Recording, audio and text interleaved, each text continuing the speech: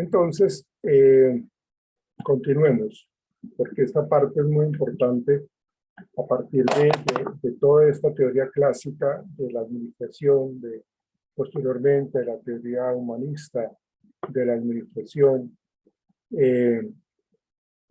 Se van como colocando, se ponen los cimientos de lo que hoy día es todo el área de talento humano, todo lo del recurso humano. Entonces, por eso era importante hablar de cómo ha evolucionado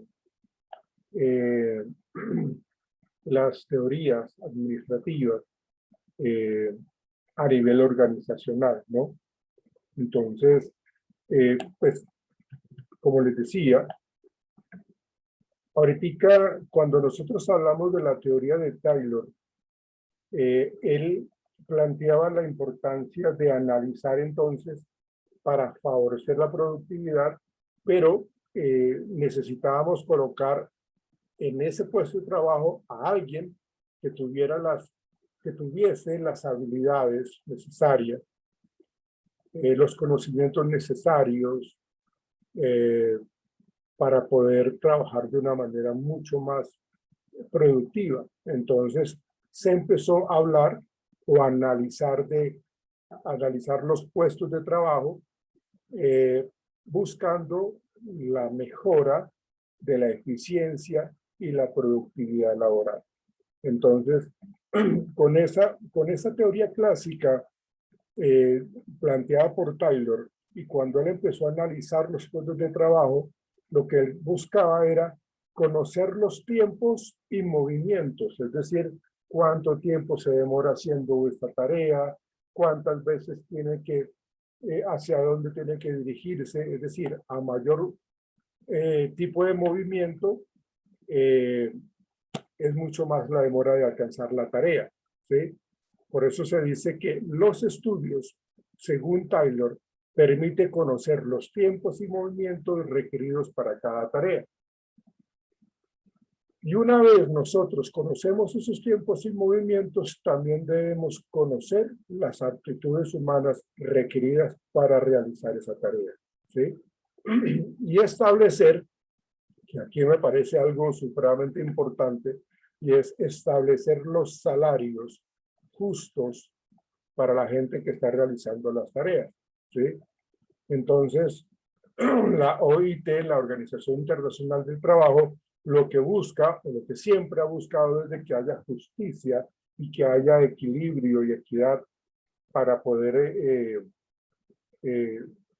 colocar unas escalas salariales justas y que pues lógicamente no se estén pagando perdónenme la expresión, unas miserias salariales cuando tiene que tener una gran responsabilidad el trabajador. Entonces, realmente lo que se pretende en conocer los tiempos y movimientos y además adicionarle las aptitudes humanas requeridas para cada tarea y su desempeño eficaz, estas dos nos ayudan a establecer los salarios en función de la producción. Entonces, eso me parece supremamente importante y es algo que hoy día pues, se ha manejado mejor eso. Aunque uno se asombra cuando uno ve convocatorias laborales y se asombra uno de cuánto están pagando. Están diciendo, usted tiene que tener 4 años de experiencia, usted tiene que tener conocimiento de 2 idiomas, usted tiene que tener especialización y pagan una miseria, ¿no? Entonces me parece que eso sí es algo que realmente no está bien valorado porque se subestima y se subvalora pues, todo el conocimiento, toda la experiencia, todo ese término de las habilidades blandas que tienen los trabajadores y pues simplemente pues le pagan mal. Por eso lo que hace la gente es retirarse del trabajo o de ese puesto en particular, y ahí es donde se presentan los problemas para la empresa porque hay demasiada rotación.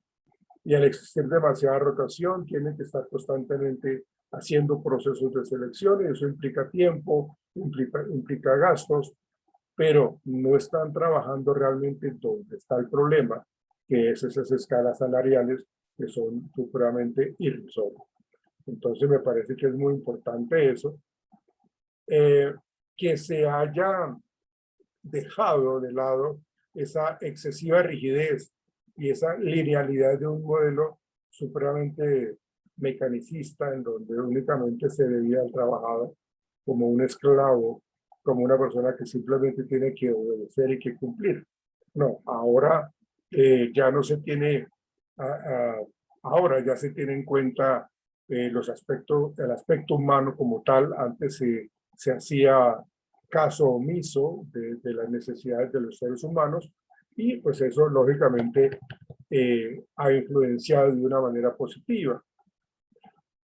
Y luego de esto, de esta teoría clásica, a nivel de la administración, pues empiezan a surgir las teorías humanistas, en donde el enfoque de las relaciones humanas surge más o menos por los años 1924 y 1927, con las experiencias de Elton Mayo sobre los cambios en las condiciones físicas de trabajo y sus efectos sobre la productividad.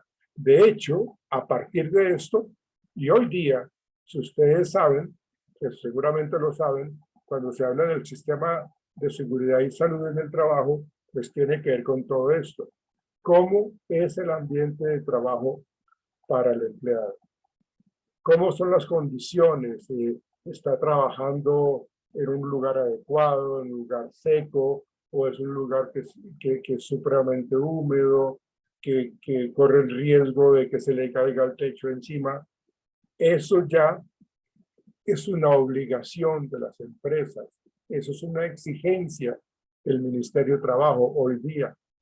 Entonces, Elton Mayo colocó los cimientos, puso los cimientos de esos cambios en las condiciones físicas sobre el trabajo y cómo esto, cuando yo no tenía, él entendió y en sus investigaciones él descubrió que si no se tenía esas condiciones físicas adecuadas, pues la productividad estaba por el piso.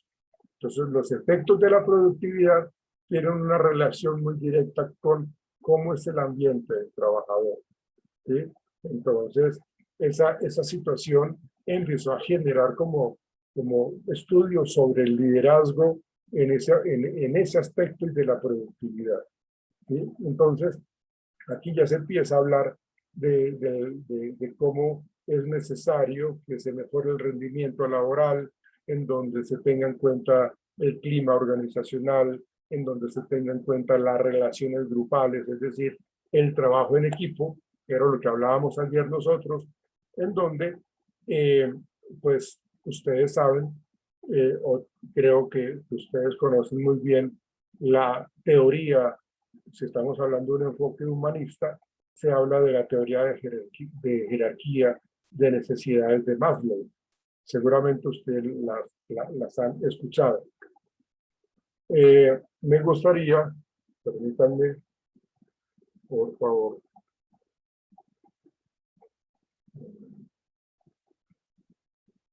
permítanme un instante.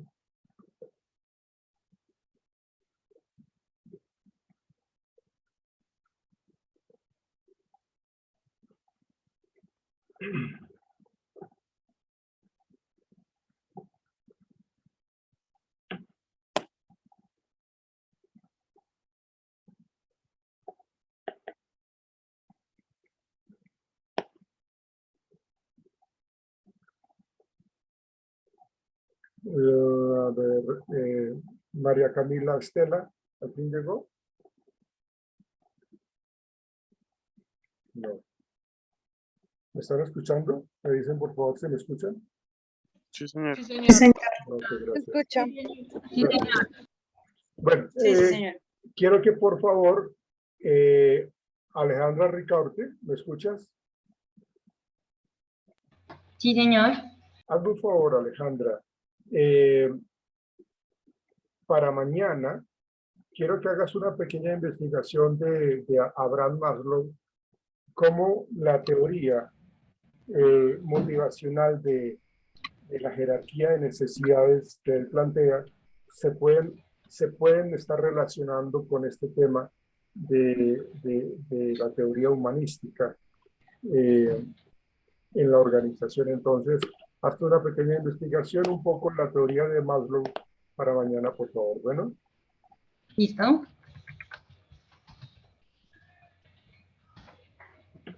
Muchas gracias. Bien. Entonces, estas formulaciones teóricas que se basan, en este caso, en la jerarquía de necesidades de la persona, pues están muy ligadas a lo que estaba planteando Maslow, ¿sí? La teoría de la madurez, lo que les hablaba ahorita de la teoría XY de McGregor, ¿sí? Lógicamente, los supuestos de armonía y equilibrio y la pretensión de comprender a la organización desde un punto de vista individual y entre los grupos, porque pues aunque yo tengo un trabajo y unas funciones bastante particulares e individuales, pues no me puedo apartar de que hago parte de un grupo o soy un ser gregario que realmente necesita de esas relaciones sociales. Entonces, eso implica complejidad, eso implica a veces que las cosas se generen conflictos porque pues el comportamiento del ser humano es muy impredecible, ¿sí? Entonces, eso lleva a todas esas circunstancias. Y lo otro está muy relacionado, permítanme por favor, quiero tratar de compartirles algo a ustedes.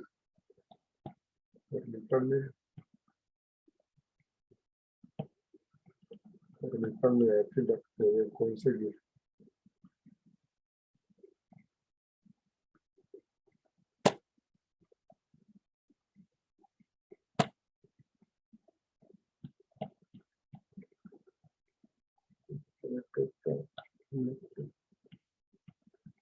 No, permítanme un instante.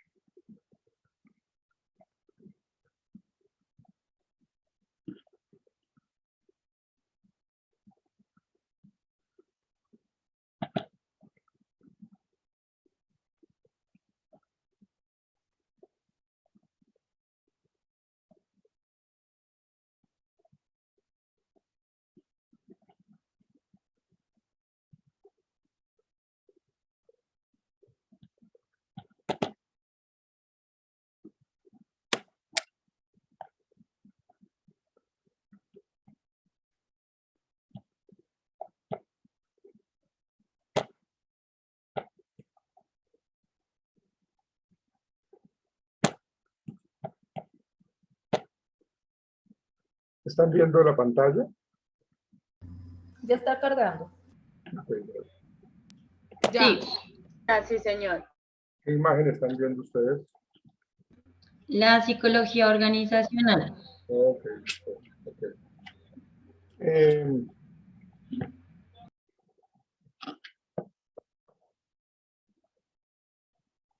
Ana Milena Torres, Sí, señor. quiero que por favor hagas una pequeña investigación de Sigmund Freud, desde el tratar de mirarlo desde el punto de vista organizacional. Sigmund Freud. Discúlpame, es que no te entiendo. ¿Me lo puedes escribir en el chat o por favor? Ya te lo escribo. Ay, gracias. Sigmund Freud.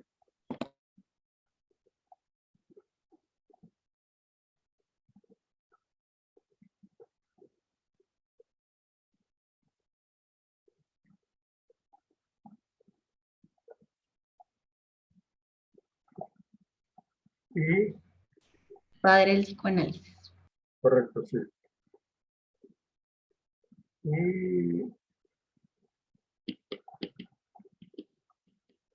Carolina Cruz. Sí, profe. BF Skinner. Skinner. Sí, BF. Él se llama Burros Frederick Skinner. Sí, señor. Entonces, así que también para mañana con las otras dos compañeras. ¿Listo? La teoría organizacional. Sí, profe. Pues él habla de la teoría conductista, pero quiero que la analices a la luz de la psicología organizacional. Bueno, o sea, Listo. ¿cuál es el aporte que dio Skinner a la psicología organizacional? O cómo la psicología conductual está inmersa en la psicología organizacional. Bueno, Sí, señor. ¿listo? Ok. ¿Están viendo mi imagen? La diapositiva Sí, señor. siguiente. Ok, listo. Señor, Entonces, lo que yo les había planteado anteriormente de la visión mecánica que tenían pues los diferentes autores, en donde veían al ser humano como esa persona que simplemente se adaptaba para la manipulación de unas máquinas grandes y que pues eso era pues lógicamente lo único que tenía que hacer. Usted párese acá y oprima este botón, corrija esto, haga esto otro, pero no tenía nada más que hacer. O sea, imagínense ustedes un trabajo diario, rutinario, que realmente pues, hace que la persona le dé somnolencia, se presente aburrido, se distraiga. Pues por eso se presentaban en esa época demasiados accidentes de trabajo, ¿no? Entonces, la psicología de las organizaciones se ha ido desarrollando a partir de las limitaciones de la metáfora mecánica, que era lo que yo les planteaba anteriormente, ¿sí? En donde, aparte de que pues, ya eso ha cambiado de una forma notoria, la psicología de las organizaciones estudia el comportamiento desde la perspectiva psicosocial. Es decir, que ya estamos tratando de entender un poco el comportamiento humano, psicosocial, ¿sí? La interacción que tenemos nosotros constantemente con los demás, y tratamos de entender lo que es las emociones, las ideas, las motivaciones, los intereses individuales,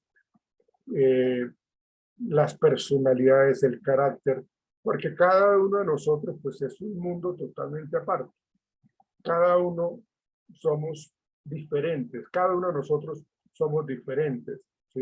Hay algunas cosas que se asemejan entre nosotros, pero esa perspectiva de entender un poco la naturaleza del ser humano es muy importante. Y a partir de esa perspectiva psicosocial, ¿sí? Nos da la oportunidad de entender el porqué del comportamiento o por qué la gente reacciona de X o Y manera y otras personas reaccionan diferente, ¿sí? Y cómo toda esta interacción psicosocial afecta a la organización o cómo la organización afecta a los trabajadores, ¿no? Entonces, es una comunicación directa allí entre el ser humano, el trabajador y la organización. Este es el logo, este es el símbolo de psicología, por ejemplo, para las personas que no sabían. Y lógicamente vemos la relación tan marcada que tiene pues, con los demás.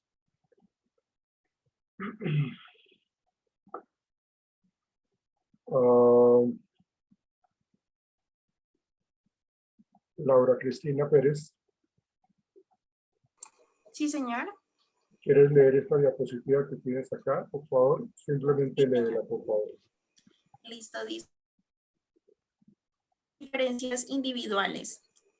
Cattell, Psicología de las capacidades humanas en sus aspectos diferenciales.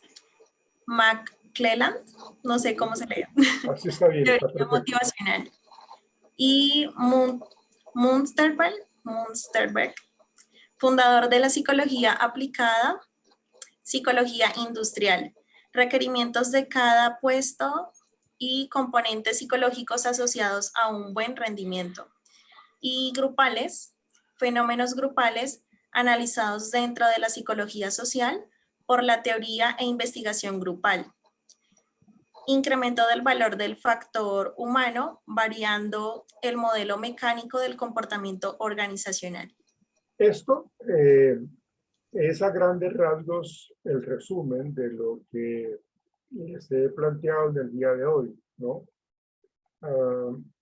Cattell, Raymond Cattell es un psicólogo que diseñó unas pruebas psicológicas para determinar el coeficiente intelectual, para determinar también la personalidad. ¿Por qué? Pues porque era muy importante. Es que inclusive fíjense ustedes de que en la época de la Segunda Guerra Mundial, más o menos como en 1945, 1930, en la Segunda Guerra Mundial,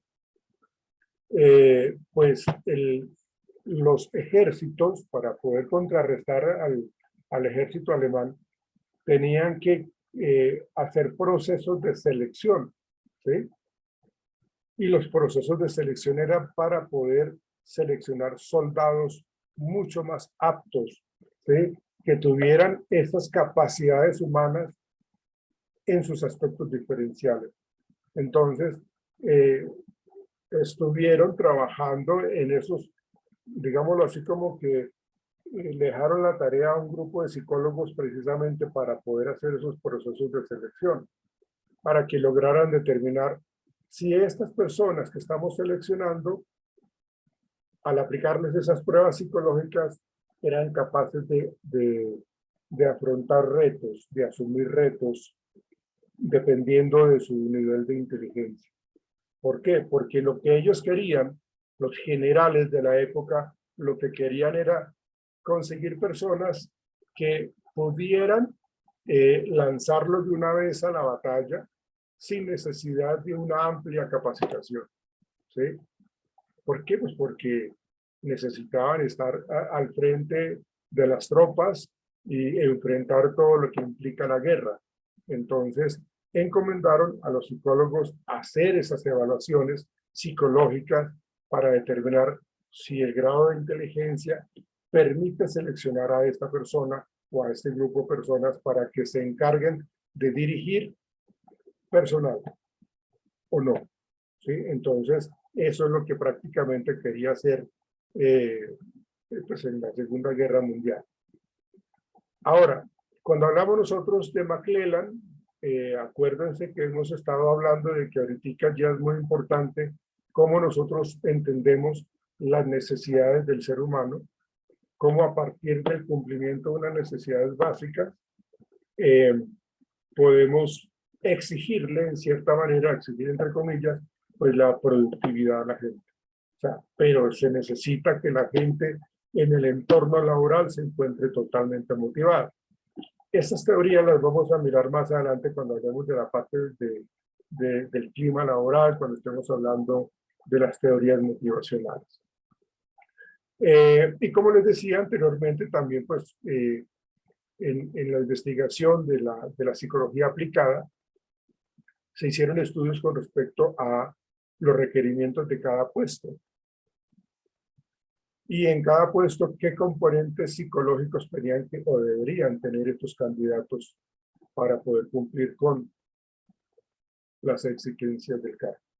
Entonces, esos enfoques desde el punto de vista de la psicología organizacional están hablando de las diferencias individuales, ¿sí? A nivel de capacidades humanas, a nivel de las teorías motivacionales, porque lo que a mí me motiva, seguramente a ustedes no lo motivan, o lo que a ustedes le motivan, de pronto a mí no me motiva, ¿sí? Y es importante entender entonces el componente grande, lo que es la parte psicológica, en cuanto a las capacidades, en cuanto a las virtudes, en cuanto al conocimiento, a las habilidades, destrezas, para colocar a esa persona en un cargo en particular. Por eso se relaciona los requerimientos de cada puesto y los componentes psicológicos, que también vamos a mirar cuando estemos hablando de las habilidades blandas y las habilidades duras. Los fenómenos grupales, que es el otro enfoque, vuelvo y explico de que la psicología grupal lo que pretende es entender que nosotros no somos seres aislados, sino que necesitamos interactuar. Y cada uno de estos integrantes tiene que, digámoslo, saber manejar la interacción. A veces nosotros, cuando fallamos en las relaciones interpersonales, porque somos muy individualistas o somos muy dados a ser miedosos o a ser desconfiados, entonces generamos en este entorno grupal pues muchos problemas. Entonces, esos fenómenos grupales se tienen que tener en cuenta y la psicología organizacional o la psicología en el trabajo pues permite investigar eso. ¿Por qué cierto tipo de personalidad, por qué cierto tipo de característica individual altera o afecta la interacción grupal? Y bueno, lo que hablábamos ahorita temprano de la parte del modelo mecánico, en donde ya no se ve de esa manera, sino que se trata de ver a la gente de una manera mucho más humana.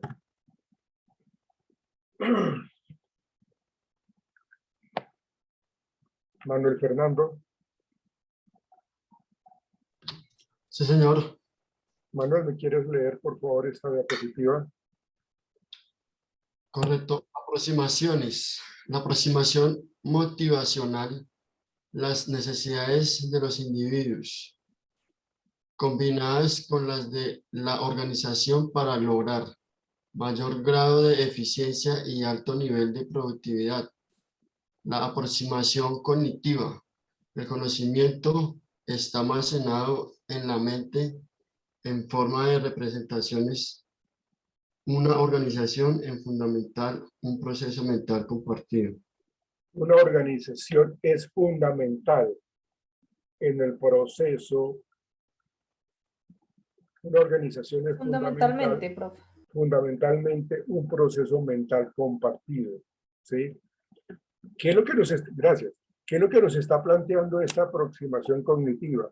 Cuando hablamos de la cognición, hablamos de los procesos mentales, estamos hablando de los pensamientos, de la toma de decisiones, de la solución de problemas. Es todo ese proceso interno que tenemos nosotros en nuestra cabeza para tomar decisiones, ¿sí? Entonces, aquí lo que hablamos nosotros de cómo nosotros formamos representaciones en nuestra mente, ¿sí? Hay un dicho, o bueno, no un dicho, sino una frase muy clara, muy cierta, y es de que si yo pienso sanamente, me siento bien. Pensar bien es sentirse bien. Si yo tengo una serie de pensamientos erróneos, una serie de pensamientos falsos, pensamientos distorsionados, seguramente mi estado emocional también va a estar alterándose. Por eso dice que una organización es fundamentalmente un proceso mental compartido. ¿Cuál es la percepción que yo como empleado tengo de esta empresa? Yo la puedo tener diferente a la que tiene un compañero mío o compañera, ¿sí? Yo puedo decirte que esta empresa es una maravilla, pero resulta que los demás no lo piensan así, ¿sí? Entonces yo tengo que tener claro cómo es esa aproximación cognitiva, y eso me lo indica muchísimo la cultura organizacional, me lo indica muchísimo el clima laboral, me lo indica muchísimo también la productividad, la rotación, ¿sí? El estrés que yo veo en la gente. Si yo hago un análisis en donde resulta que el estrés que se está presentando en la empresa es supremamente elevado, pues hay algo que está fallando. Y la psicología organizacional al lado de lo que tiene que ver con el área de talento humano, en compañía del equipo del Comité Paritario de Sistemas de Salud en el trabajo, pues tenemos que mirar qué es lo que está pasando, en dónde se está fallando eso, en dónde está el error. Pero aquí estamos hablando de esas aproximaciones en donde necesitamos evaluar la parte motivacional y necesitamos evaluar también la parte cognitiva de la gente.